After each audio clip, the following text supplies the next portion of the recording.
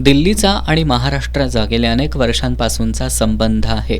मल्हारराव होळकर यांनी उत्तर भारतात गेल्यानंतर लिहिलेली पत्र ही सगळी मराठीमध्येच आहेत. सध्याचे राष्ट्रपती भवनही होळकरांनी दिलेल्या जमिनीवरच उभा आहे. त्यामुळे दिल्लीमध्ये होणाऱ्या मराठी साहित्य संमेलनात मल्हारराव होळकर यांच्या नावानं एक कमान असावी, अहिल्यादेवी होळकर यांच्या नावानं एक दालन असावं, अशी मागणी मराठी साहित्य संमेलनाच्या अध्यक्षांकडे केली असल्याचं आमदार गोपीचंद पडळकर यांनी कोल्हापुरात पत्रकारांशी बोलताना सांगितलं.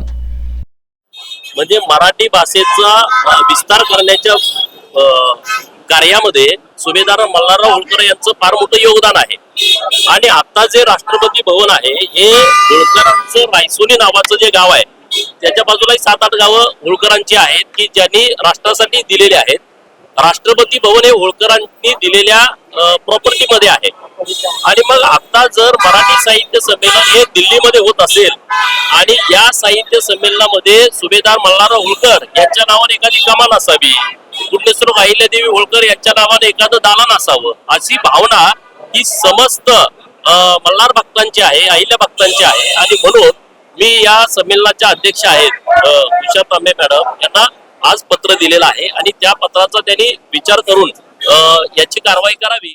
राष्ट्रवादी शरदचंद्र पवार पक्षाचे प्रदेशाध्यक्ष जयंत पाटील भाजपमध्ये प्रवेश करणार असल्याच्या चर्चेवर बोलताना आमदार गोपीचंद पडळकर यांनी भारतीय जनता पक्षामध्ये कोण नेता येणार आहे किंवा नाही याबाबतीत मला माहिती नसल्याचं सांगितलं.